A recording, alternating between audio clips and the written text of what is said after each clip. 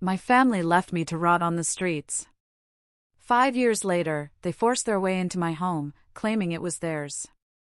I simply smiled and dialed the cops. Imagine the people who are supposed to love you unconditionally, your own flesh and blood, betraying you, not once, but twice. Throwing you out when you have nowhere to go. And then, years later, they show up on your doorstep, suitcases in hand, and tell you, "We're taking this house." Well, I didn't cry. I just calmly reached for my phone and dialed 911. Because this time, things were going to be very, very different. Let me take you back to where it all began. Growing up in suburban Pennsylvania, my life looked perfectly normal from the outside. My dad, Thomas, was a bank manager, always impeccably dressed, briefcase glued to his hand. My mom, Isabella, was a nurse. Even with her long shifts, our house was always spotless. And my elder brother, Luke, 3 years my senior, was the undisputed golden child. Everyone thought we were the picture of an American family, living in our cozy 3-bedroom house. But beneath that smooth surface, things were rough. I noticed the difference from the very beginning. My parents always believed Luke was destined for greatness. His average performance was celebrated. Me? I was expected to pull in straight A's, year after year, just to get a mere nod of attention. When Luke got into state university, even with only a half scholarship, my parents threw a massive party and bought him a brand new car. They practically emptied their savings to pay for his education. Me? I was informed as early as freshman year of high school that I'd have to work part-time to pay for college. So, at 15, I was flipping pancakes and burgers at the neighborhood diner, saving every dime, all while keeping my grades up. No one ever directly said I wasn't expected to attend a fancy university, even with my great marks and extracurriculars, but the message was loud and clear: Luke was a sound investment. I was an expense.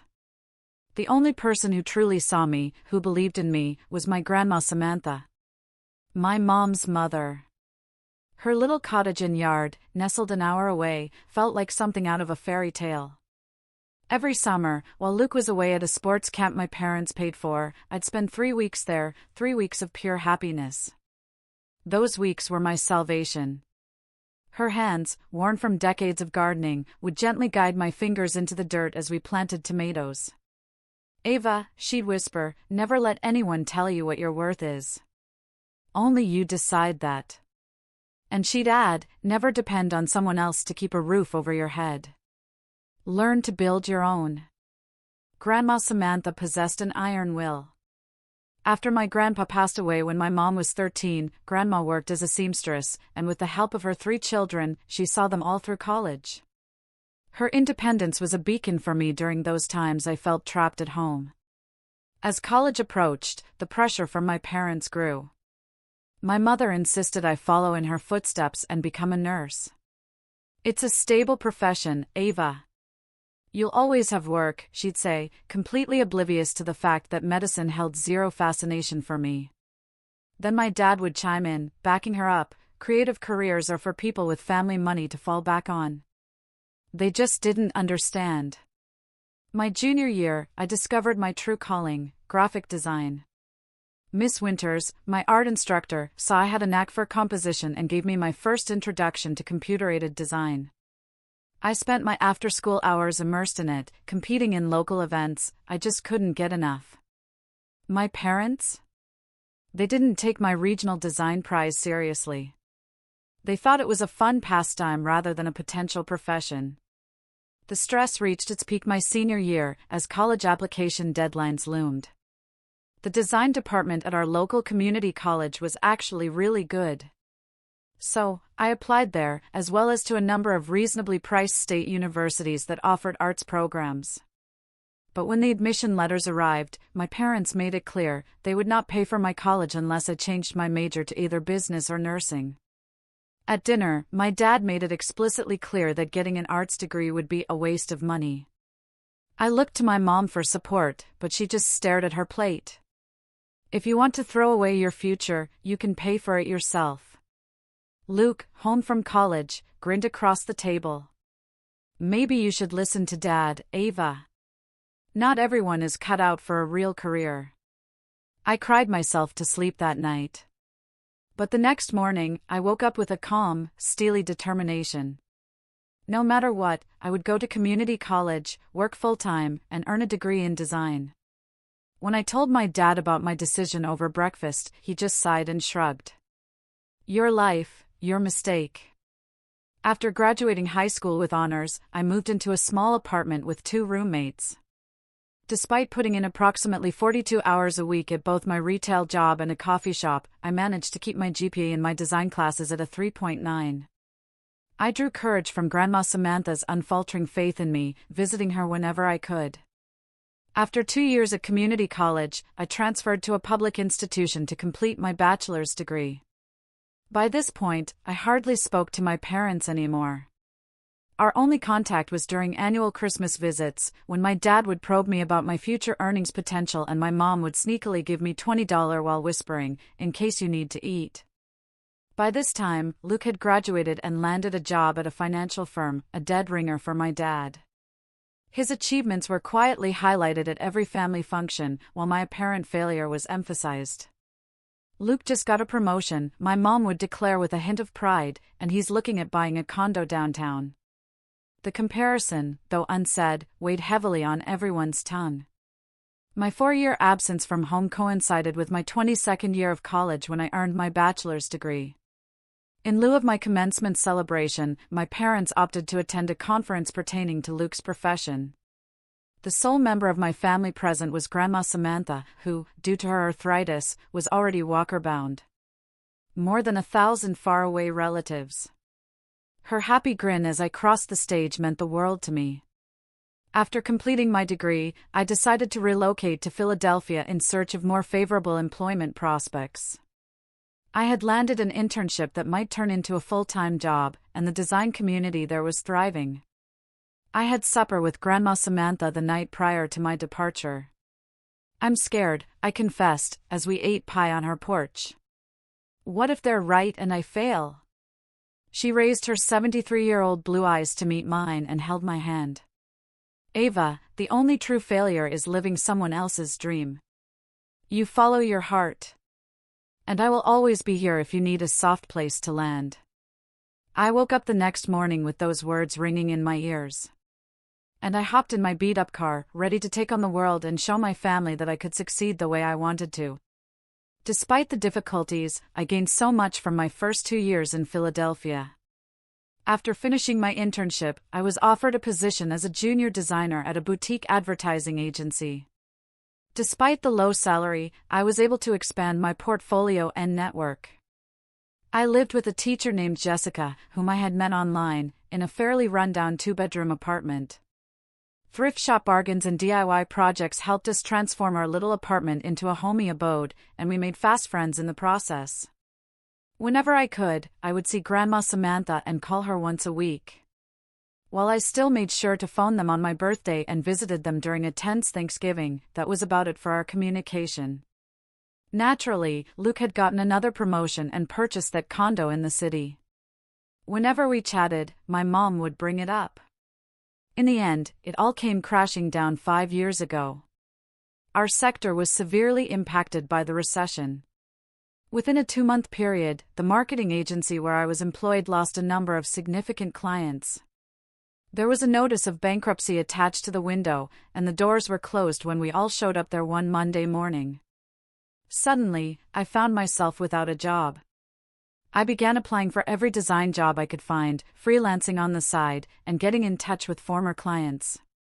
However, spending cuts were implemented across the board, with freelance designers being one of the first to go. Since I still needed to pay rent and buy groceries, my already small savings quickly disappeared. Even though Jessica wasn't exactly flush with cash, she helped out wherever she could by paying for utilities and sharing what was left over from the teacher's lounge. I got a notice to vacate the premises after 3 months of low pay and steadily increasing expenses. The landlord's tolerance for my 2 months of incomplete rent payment had finally worn thin. I couldn't afford to pay the entire rent on my own because Jessica and her boyfriend were moving in together the following month. My realization that I was weeks away from becoming homeless sent me into a panic. I choked down my pride and contacted my parents, since there was absolutely nowhere else to turn. After 4 rings, my mom finally picked up the phone. "Hello, Mom. It's Ava," I whispered, my voice quivering with uneasiness. "I need help." She paused, and I could overhear her pleading with my dad. "Thomas, it's Ava. I asked if I could borrow enough money to cover my rent for 1 month until I found a steady job," trying to explain my predicament as politely as possible. "With interest, I would repay them," I said. After I made my plea, there was an agonizingly long period of stillness. At long last, the icy, faraway voice of my dad came over the phone. "Ava, this is exactly what we warned you about. This unstable career path you chose has led you exactly where we predicted." I mumbled, "Dad, please," as tears streamed down my cheeks. "I just need a little help to get back on my feet. I have interviews lined up, but I need somewhere to live." An interjection from my mom made it clear, "We have been paying for Luke's MBA tuition. We simply don't have extra funds right now." I could tell you it was false. My parents had always managed to find a way to fund Luke's pursuits. They meant that they were short on funds for me. "When you disregarded our counsel, you made your bed," my dad went on to say. "Perhaps this will teach you to make more practical decisions in the future." No assistance, not even a temporary place to stay, was offered. I sobbed till I could hardly breathe as I sat on the floor of my bedroom, surrounded by partially packed boxes. I attempted to contact Grandma Samantha that evening, but she was unreachable. My grandma was admitted to the hospital the following day after a phone call from her neighbor, who told me she had pneumonia. There was an overwhelming desire on my part to visit her, but I lacked the means to do so and nowhere to leave my possessions. I was formally evicted 2 weeks subsequent to that. My trusty 13-year-old Honda Civic was a wreck when Jessica helped me load it up with my most valuable belongings. There was just enough room for my design tools, clothing, and a few essential personal belongings. My remaining $120 went toward renting a modest storage container. Having exhausted all other options, I made my way to my parents' house. I pulled into their driveway on a gloomy October night. I could see them in the living room, obliviously watching TV through the windows. I mustered up the nerve to sit in my car for 25 minutes before making my way to the door and rang the bell. My father spoke out, but his initial shock soon turned to disdain when he noticed my unkempt appearance and the look of despair on my face. "Ava, what are you doing here?" "Dad, I lost my apartment. I just need a place to stay for a few weeks until I can find work and save for a new place, please." He scowled as he passed me and my luggage-laden automobile. This is exactly what happens with these artistic careers. Instability. My mother stepped out from behind him and asked, "Thomas, who is it?" Her face hardened as she caught sight of me. "It appears that our daughter has ended up on the streets," he responded condescendingly. "I am not homeless," I spoke, my voice cracking. "I just need family right now." With his arms folded, my dad stood. "You chose your path, Ava. You chose to ignore our guidance. Now you need to take responsibility for those choices." My mom tacked on, "We are hosting the neighborhood association meeting tomorrow." As if it clarified everything. This really is not a good time. I stood there in the pouring rain, my jaw tightly clamped. "You have made it clear you do not need our input in your life decisions," my father remarked with more conviction. "You cannot reject our advice and then expect our support when those decisions lead to hardship." He then shut the door behind him. The rain soaked through my jacket as I lingered on their porch for a few minutes before making my way back to my car. I waited in their driveway, seeing their shadows as they drew back the drapes, hoping against hope that they would reconsider and extend an offer of a bed, a spare room, or anything else. Nobody ever did. At last, I made it to a Walmart parking lot where I slept in the driver's seat with $30 in my pocket and nowhere to go that night. In an effort to get my brother's assistance, I contacted Luke via phone and text, but he did not return my calls or texts.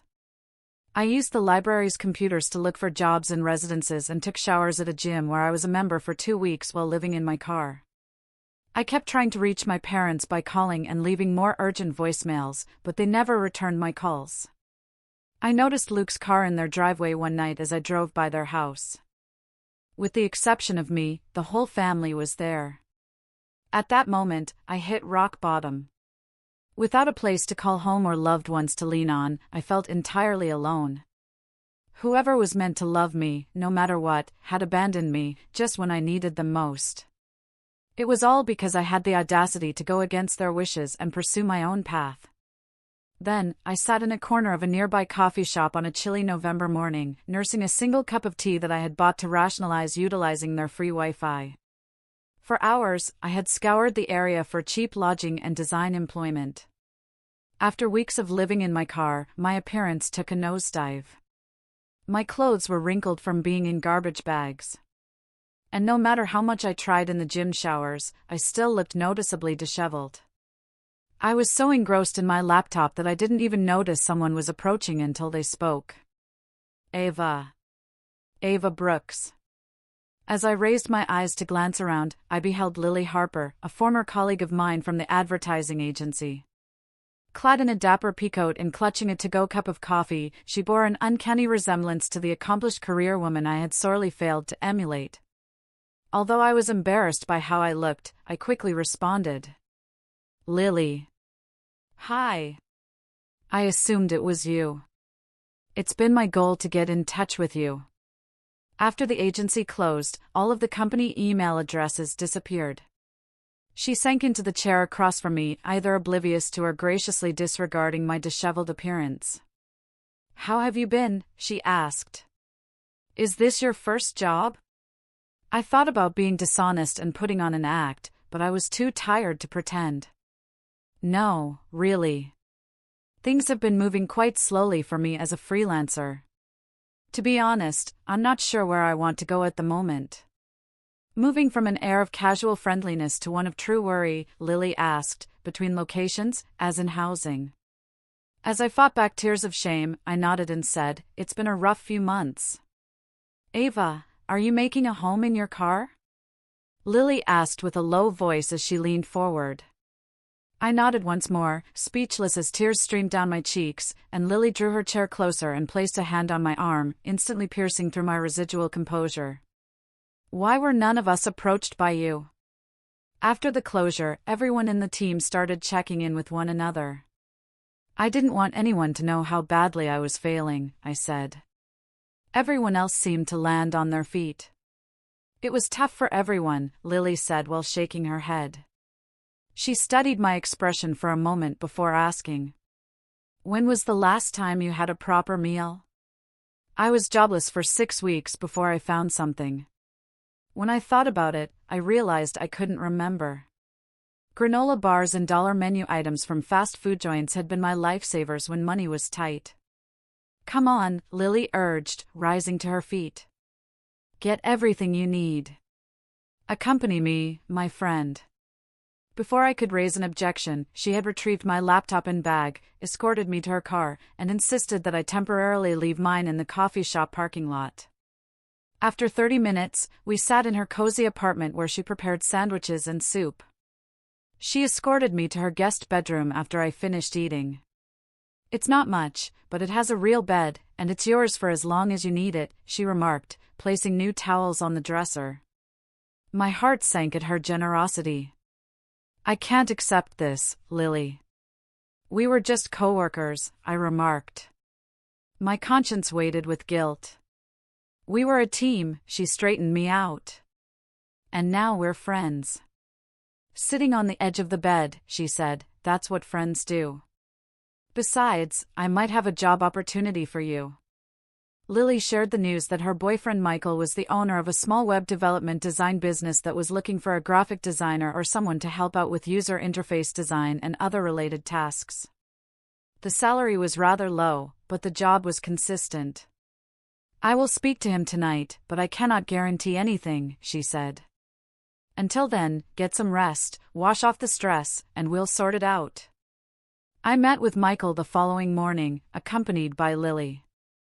His studio was modest, but expanding, and after looking over my portfolio, he extended an instant offer of an entry-level position, a step down from my previous position, but it was steady employment with a regular payment, and I accepted without hesitation. I was helping Lily get my car and the few belongings I had been living with out of the spare room that afternoon when my phone rang from an unfamiliar number. "Am I talking to Ava Brooks?" When I responded, a voice that didn't recognize me asked, "Yes, this is she. Your grandmother's next-door neighbor is this woman, Nancy Holden. Please, I have been attempting to get in touch with you. Your grandma's health has taken a turn for the worse. Physicians do not have high hopes." Messages left at Grandma Samantha's neighbor's number, but we had missed each other's calls, and my heart fell because I hadn't been able to check on her as regularly throughout the stress of my own issue. Nancy went on to say, "I believe you should come if you can. She's been asking for you." After I told Lily what was going on, she volunteered to take me the 3 hours to my grandma's town. "We'll go right now," she said. "Just let me call Michael to reschedule tomorrow's meeting." Grandma Samantha appeared diminutive in the hospital bed, hooked up to oxygen and monitors, but her expression changed when she spotted me, and she extended a feeble hand. We arrived at the hospital shortly after 9 that evening. She said, "My Ava, I had a feeling you would show up." I spent the night by her side, holding her hand and sharing the good news of my new work opportunity. I spared her the details of my homelessness and my parents' rejection because I knew she was too frail to handle such sad news. Instead, I centered my story around the positive change that had occurred in my situation because of Lily. "I told you before," she said, "you blaze your own trail." A key and a folded document were inside a little box that Nancy had taken to the hospital, and she requested me to get it out of her purse in the wee hours of the morning. "The house is yours." "It's my will," she whispered. "Yours from the beginning." "Listen now," she said, her voice strikingly strong despite her frailty. "You have the spirit, the strength. You will recover and come home." I attempted to argue, but she shook her head. "Your parents are with Luke. Roots are essential." With her hand in mine, Grandma Samantha slept peacefully 2 days later. As I grieved, I had to deal with the practicalities of her passing. My parents were called by the hospital and came to help with the funeral arrangements, appearing appropriately solemn but otherwise uninvolved. Grandma Samantha had bequeathed her cottage and savings to me, with just little keepsakes to my mother and Luke. As we read the will, their demeanor altered drastically. "Mother always favored you." My mother accused me after the lawyer departed, and my father's face clouded with rage. My mother also teared up. Instead of answering, I went and got the keys to my grandma's house and started getting ready to move in with my surprise bequest. Though it had been lovingly cared for, the cottage's 85 years of decor and appliances were a stark reminder of my grandmother's age. Nevertheless, it was mine, a home that no one could ever take away from me. With the help of her apartment's essentials and a whole weekend of cleaning, Lily assisted me with the move-in. "It has good bones," she said as we scrubbed the kitchen, an amazing natural light for a home office.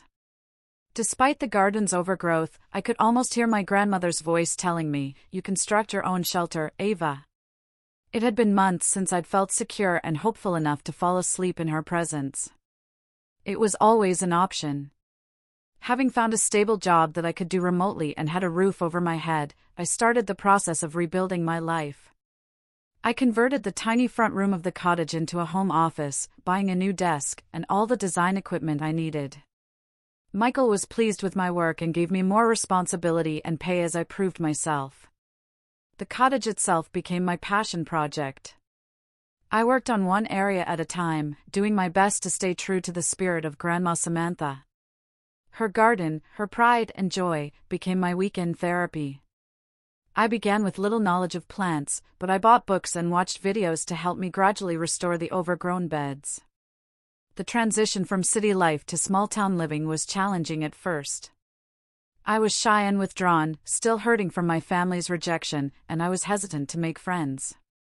However, I soon learned that small towns have a way of embracing newcomers, whether they're friendly or not. My neighbor, Mrs. Parker, welcomed me with a casserole, even though she had known me for years as Samantha's granddaughter. I started making small talk and waved at people on my way to the post office or grocery store 6 months after I moved in. And then there was Tom from the hardware store.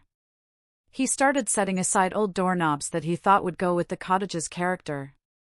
James Carter, who was approximately my age and had acquired the store from his uncle just a year before I moved to town, was the proprietor of a small local bookstore that I had been visiting for design inspiration, and more importantly, the great coffee they provided in their associated cafe. "Why don't you just buy it already? You're going to wear that design book out," he said one day as I bought another coffee while perusing the same interior design book. "I am renovating bit by bit due to budget constraints," I smiled and said. "Renovation consultant fee." The following day, I walked in and saw the book behind the counter wrapped in brown paper. "James, your coffee expertise has elevated our offerings." We became friends over coffee and books and then over dinner.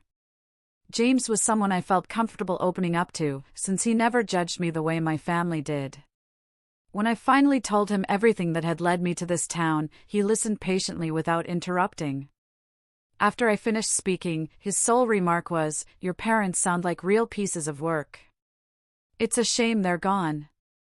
After gaining experience and a solid client list, I took a leap of faith and opened Elevation Designs, a small design studio that specializes in branding for local businesses. Working with Michael's company had shown me that many of these companies struggled with their visual identity, but couldn't afford the high fees charged by large agencies. Once I had a website and business cards in hand, I started approaching local shops and restaurants. My first client was James, who needed a new logo and signage for the bookstore. Word got out, and I had enough regular clients to leave my position with Michael within a year. We still worked together, referring clients to each other.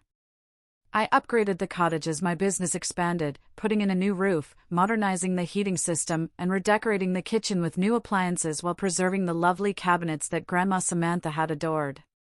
The property value went up significantly as a result of all these upgrades. But that was secondary to my desire to build a home that paid tribute to her while expressing my personal style. With my growing expertise, I tended to the garden and constructed a little patio for days when the weather was nice enough to work outside, as well as a fire pit for those evenings when I wanted to relax by myself. James would often come over, reading me novels he thought I'd like, and listening to my plans for future improvements. At the 5-year mark after Grandma Samantha's death, my life had taken a dramatic turn. Elevation Designs, run out of a converted garage on my property, employed 3 people in addition to myself.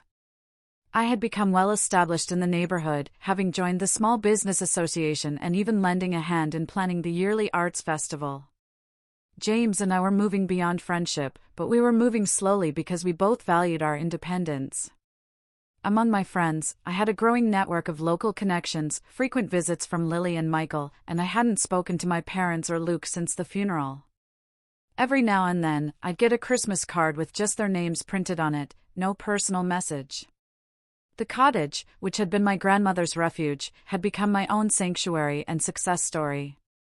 The girl who had slept in her car now owned a debt-free home, ran a profitable business, and had created a life filled with meaningful connections.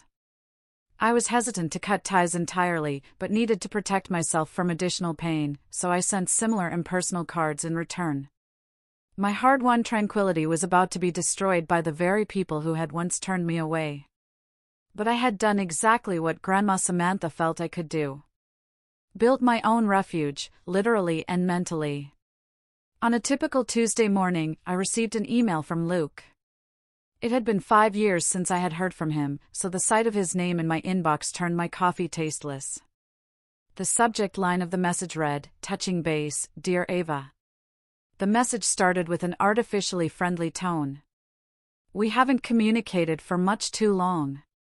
What you have achieved as a design firm is quite remarkable, and I was amazed when I found your website not long ago. Your parents have expressed their worry over the years since they last heard from you. I pray everything is fine. Come on, Luke. Let's meet up soon." I read the short letter over and over again, but it failed to address my concerns about his lack of support when I needed it, or his rejection of me when I was homeless. Instead, it was a casual, "Hi there," as if we had just lost touch due to mutual indifference. On the day of our lunch date, I showed James the email. Returning my phone to me, he made the observation. "Sounds like someone wants something." He went on to explain, "People don't usually reach out after 5 years of silence just to say hello." Having developed the same suspicion, I nodded in agreement. The timing is strange, too. "Why is this the time? Is a response in the works?" he asked. I considered the question. Not yet. After 5 years of silence, the sight of my parents' number rang 3 days later, and I answered without thinking, wanting to know whether there was more to this sudden interest. "Ava, darling," my mother's unnaturally cheerful voice chirped. "It is so good to finally hear your voice." A non-committal, "Mom," I responded. "This is unexpected. You know, we've been giving you a lot of attention recently." According to Luke, he tried getting in touch, but had no response. We had concerns. "I've been busy," I said. "Running my business takes a lot of time." "Your website was visible to us." "Yes." "Impressive, my dear. Your father and I were just expressing our utmost pride in all that you have achieved. Anyway, we feel terrible about the misunderstandings in the past." The praise felt hollow after years of criticism and abandonment. My mother said before I had a chance to reply. "Family is paramount, and we long to re-establish contact. Maybe we may drop by soon to see you." Complicated matters. "Is that what you call rejecting your daughter when she was homeless?" I asked again, my voice quivering with frustration. "We all messed up, Ava." My mom paused and then spoke again, this time with a quieter voice. "Even though we were going through a tough patch at the time, it is now behind us. Our current priority should be mending our relationship." I promptly canceled the phone after agreeing to consider a visit without settling on a date, since her tone seemed scripted, as if she had practiced this talk. I answered the phone that night, even though it was against my better judgment, since I had gotten a call from Luke. "Hey sis," he began with an artificial smile. "My mom said you two had a conversation. It's wonderful that we are all getting back together." "It's Luke. What's happening?" I inquired directly. Why the sudden interest in reuniting as a family after 5 years? "Why wouldn't a brother desire to mend fences with his sister?" he asked, his voice slightly off-key. However, I must admit that things have been somewhat difficult as of late. In the following 20 minutes, Luke filled us in on the family situation. Our father had to retire early from the bank due to irregularities discovered in his management practices during an internal investigation.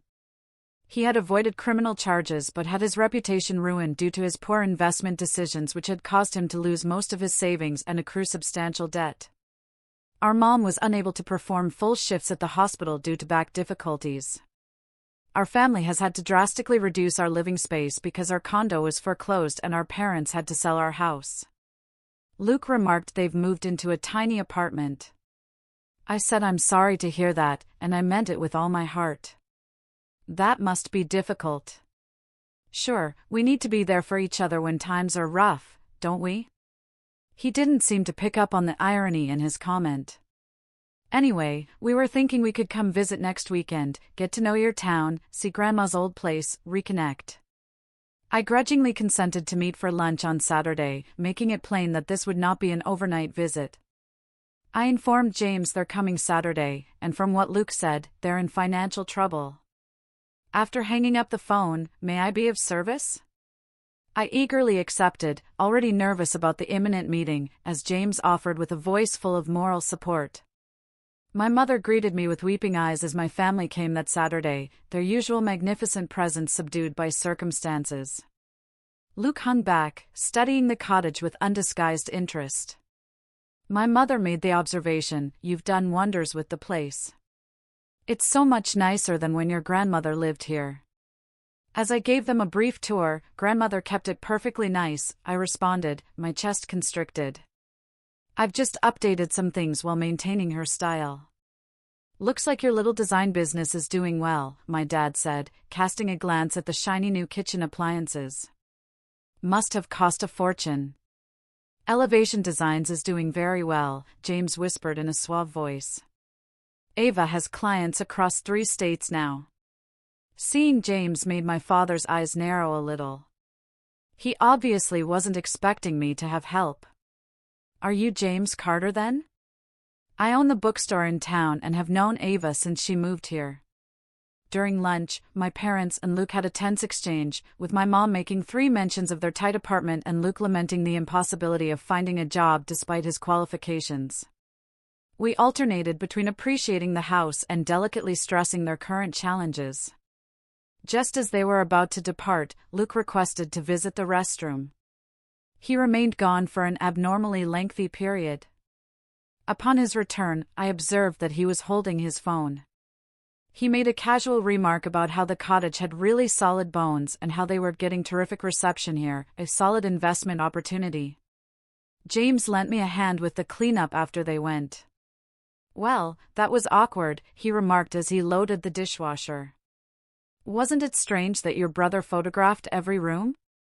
A queasy feeling spread across my stomach as I nodded. And my father asking about property values in the area and my mother commenting on how much space there was for just one person. Ava, you need to be careful, James warned, echoing our mutual suspicions. They are planning something. My mother wanted the lunch recipes. My father wanted to know more about the heating system, and Luke wanted to know if I had the original deed from Grandma Samantha. Every conversation felt like a probe, looking for vulnerabilities.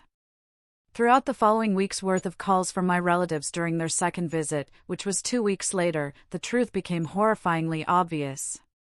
While we were sitting in the yard, my father brought up the subject immediately. Ava, your mom and I have been discussing this. There are 3 bedrooms in this house, but there's only one of you in that little apartment. We are having a hard time. We should definitely move in here. A family should live in a family home. I stood there frozen in place, staring at him. I spoke up at last, saying, "This is my home. I inherited it from Grandma." "Yes, but surely she intended it to benefit the whole family," said my mom. "She wouldn't have wanted us struggling while you have all this space." "Actually, she specifically left it to me because she knew I would care for it properly," I said with rage. "And because she knew I was the only one who truly appreciated it." "Well, we are family, regardless of her intentions," my father stated with a whiff of dismissal. "We need to be there for one another. The room above the garage could be Luke's while your mom and I would share the master suite." My reaction was one of disbelief as I declared, "That is my office where I run my business." As if solving a simple problem, my mother said, "It would be a much more efficient use of the space if you moved your little computer to the dining room." "This is not happening," I said with conviction. "I am sorry for your situation, but you cannot move in here." From that point on, my mother would alternate between making passive-aggressive remarks and blaming my father, and my father would grow more forceful. After they departed, I promptly contacted my attorney, the same one who had dealt with Grandma Samantha's will. I briefed him on the circumstances and requested that he examine all papers pertaining to my property ownership. Luke stayed eerily silent, tapping away on his phone during the entire dispute. He gave me his word that everything was in place and that the house was legally yours. They are completely without any legitimate claim to it. In spite of this reassurance, I went ahead and installed security cameras at the front and back of the house and property, as James had suggested. I had a feeling this confrontation was far from over. 3 weeks after that awkward visit, I had to go to Boston for a design conference, a crucial chance to meet prospective clients and find out what was new in the industry. The conference was for 3 days. On the second evening, when I was networking at a reception, I got a text from my next-door neighbor, Mrs. Parker. James offered to look after the house while I was away, but he had to manage the bookstore and could only drive by occasionally. "Until tomorrow, I assumed you were away. Noticed that your house was lit up and that people were moving around inside. Is everything all right?" I dialed her number without delay, my pulse racing. Please, Mrs. My current location is Boston Parker. Nobody has no business being in my home.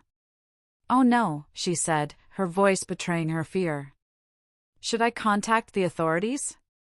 No, I need to check my security cameras first, I calmly said. I'll give you a call right back. With shaky hands, I accessed the security app on my phone. The camera showed 3 people unloading boxes and luggage from my father's car in the driveway. I stared in horror as my dad used something to force the rear door lock, then let my mother and Luke inside. I contacted James right away. He was closing the bookstore. They are breaking into my house, I informed him, my voice quivering. They're moving in while I'm gone. He assured her. I'll get in my car and go over right now. Should I contact the authorities?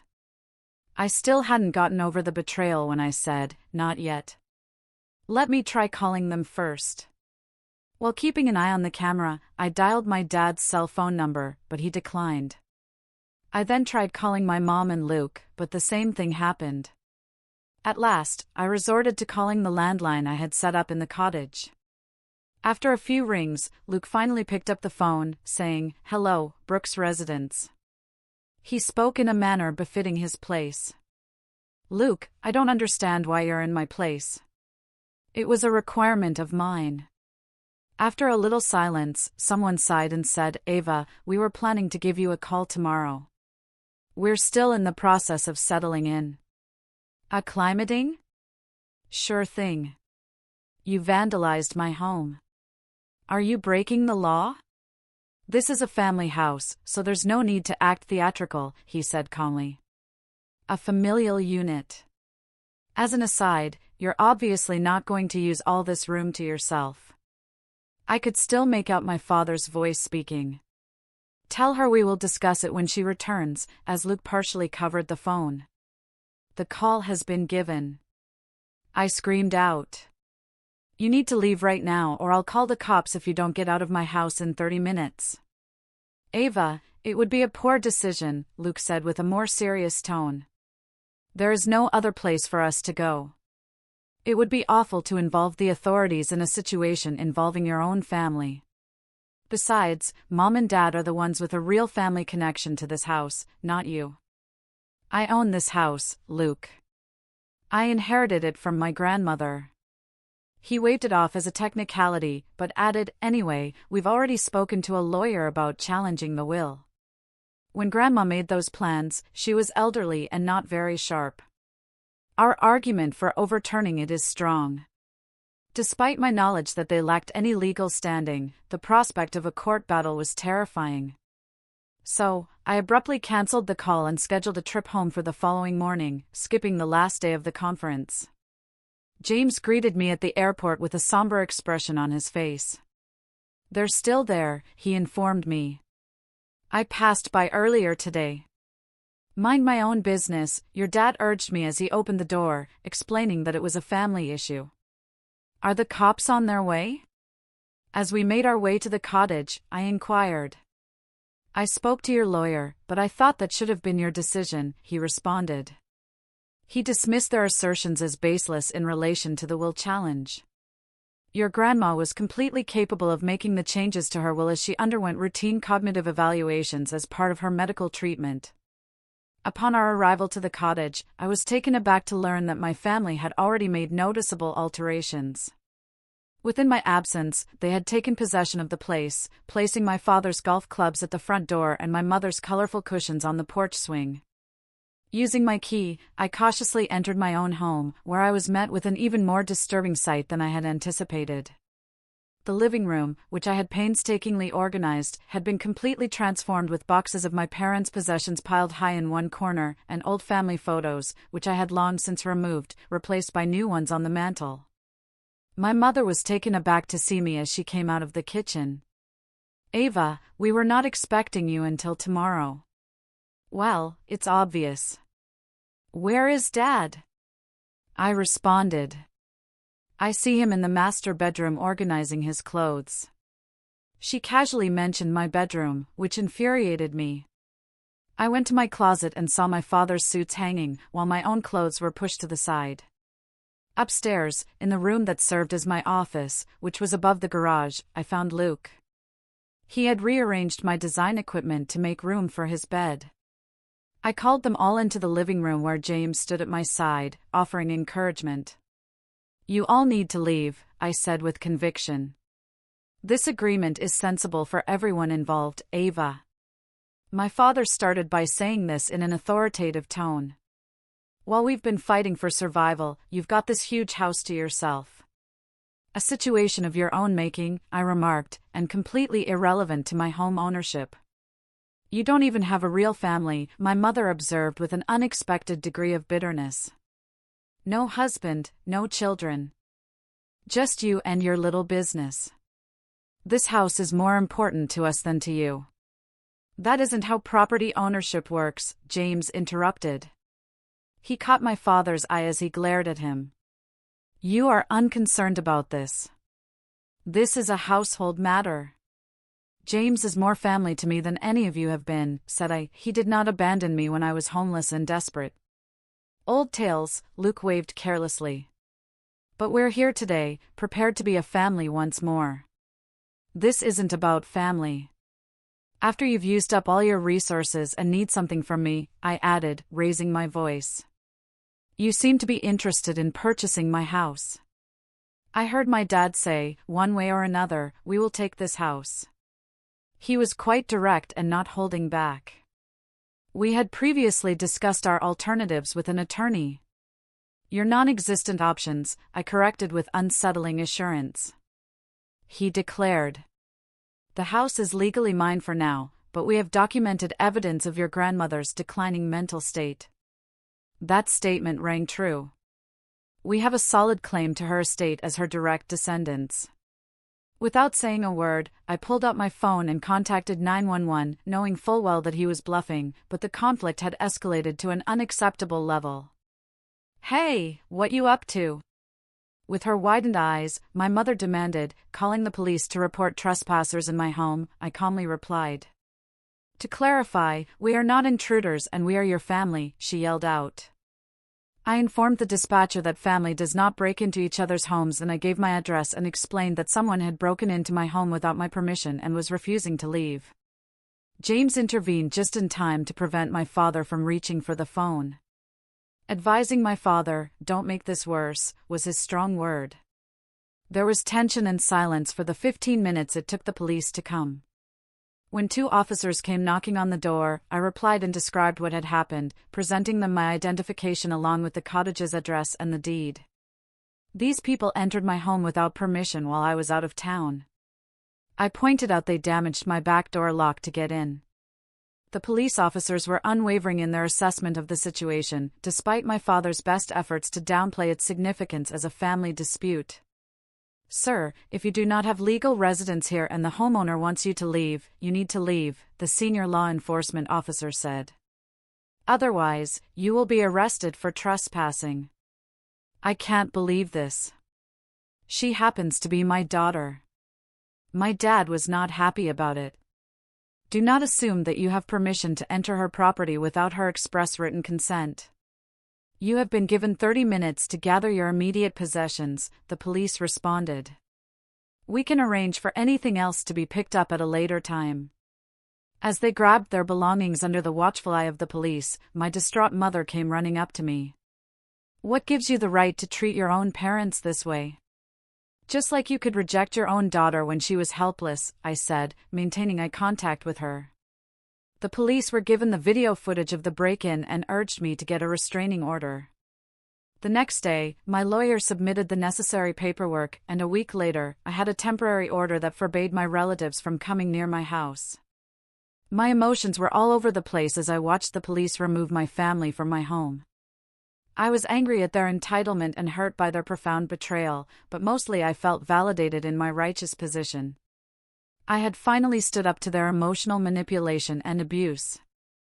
I sat with James on the porch swing that my grandmother had liked that night after we had secured the house with new locks. With his arm around my shoulders, he reassured me, "You did the right thing. As I watched the night sky fill with stars, I responded, I know. It should not have come to this. My family's attempt at a takeover dragged on for months in court. The temporary restraining order was later made permanent when proof of their plot surfaced. Luke's phone text showed that they planned to move in while I was away and would try to evict me by claiming emotional duress. Grandma Samantha's sound mental state was confirmed by my lawyer's presentation of her medical records, which exposed their bluff about challenging the will. My father and Luke were both sentenced to probation and community service for minor offenses, and they insisted throughout the proceedings that they were innocent and that the family property should be divided equally. However, when the fallout from their actions became apparent, my mother started to display symptoms of regret. 3 weeks following the court hearing, I got a handwritten letter from her. In contrast to the defensive and entitled tone they had all adopted earlier, her comments appeared sincere in her regrets. I do not expect forgiveness, she said. But I need you to know that I see now how terribly we failed you in light of everything that has happened recently and all through your life. I can no longer pretend that what we did was justified. Even though your father and Luke are still angry, we abandoned you at the very moment you needed us. You can't get away with that. My emotions were all over the place in response to the letter. I wanted to believe in her regret, but I was also afraid she was trying to manipulate me further. After giving it some thought, I penned a short, civil response that acknowledged her apology, but did not offer immediate reconciliation because trust that had been so badly damaged could not be restored so easily. I sought professional help to heal the emotional wounds inflicted by the experience, which included seeing a therapist who specialized in family trauma and becoming a member of a support group for individuals dealing with toxic family relationships. Listening to the stories of others who had been betrayed in similar ways helped me realize that I was not alone and that it was crucial to my healing process to establish healthy boundaries. Family is not defined by blood, my therapist would sometimes remind me. It is defined by consistent love, respect, and support. As I thought about the people who had given me these things, James, whose unwavering presence had become an anchor of my joy, Lily, who had given me a hand when I needed it most, and the neighborhood and fellow entrepreneurs who had accepted me without criticism, this truth rang true. During those difficult months, my relationship with James grew stronger. His steadfast support during the family crisis had shown me the meaning of true partnership. On the first anniversary of the break-in, he proposed in Grandma Samantha's garden, which was now thriving with the perennials I had planted in her honor. I would be honored to start that family with you. You deserve a family who sees your worth, he added, offering a modest but stunning ring. 6 months down the road, we tied the knot in a modest ceremony right there in the garden. Michael was on James's side, and Lily was my attendant. A restriction that preserved the joy of the day was not inviting my parents and Luke. On the contrary, I was embraced by the family I had selected, individuals who had demonstrated their affection by deeds, not blood ties. Now that things have returned to normal, I've been thinking about how to make something positive out of my difficult past. The cottage, which had been a cause of contention before, is now a haven for those in need, including me. In memory of Grandma Samantha, I set up a modest foundation to help young adults who are experiencing homelessness as a result of rejection from family members find temporary accommodation and professional mentorship. Everyone deserves a safe place to land, I told the local press when they reported the foundation's debut. And everyone deserves the chance to build their own success story. Sophia, a 22-year-old student of graphic design whose parents had abandoned her when she switched her degree from business to art, was the first to receive the award. It was really similar to my personal experience. In addition to an internship at Elevation Designs, I extended an offer to her for the apartment that had been converted from the garage into a respectable living area. Seeing her self-assurance blossom was a lot like my own experience. I had built something much stronger than the ties that had failed me 5 years after my original family had abandoned me. In honor of Grandma Samantha's faith in me and to show that faith to others, I had constructed a house, a company, a marriage, and a purpose. Through friends and acquaintances we shared, I would periodically hear news about my parents and Luke. My dad always blamed me for everything that went wrong, saying I was too self-centered and hard to forgive. In an effort to start over following his financial setbacks, Luke relocated to a different state. That my mom had tried to start again after divorcing my dad was a sign that she had taken something positive away from our family's collapse. There was still hope for reconciliation, but it would have to be on terms that respected my value as an individual. Sincere regard rather than practical considerations should form the basis of any connection. Until then, I made it a point to tend to the solid relationships that had already shown their worth. I frequently thought about the path that had led me here on peaceful evenings while sitting in James's grandma Samantha's garden. I had learned the hard way that family is not something you are born into, but something you earn through love and respect along my journey from destitute to homeowner, from abandoned daughter to community supporter. I had to figure out that it's better to be alone than to have a family that always brings you down. Furthermore, it is not only feasible, but frequently more satisfying to build one's own family according to one's own values rather than being bound to harmful blood ties. My grandmother's cottage had evolved into something much more than a mere dwelling. It was tangible evidence that I was worthy of making my mark on the world, that my aspirations and limits were significant. My value was eventually protected when I stood firm in its defense against those who sought to strip it from me. Have you ever had to set limits with relatives who abused your trust? Is your biological family the only one that has ever supported you? If not, have you established a chosen family? Tell me what you think, I really want to know.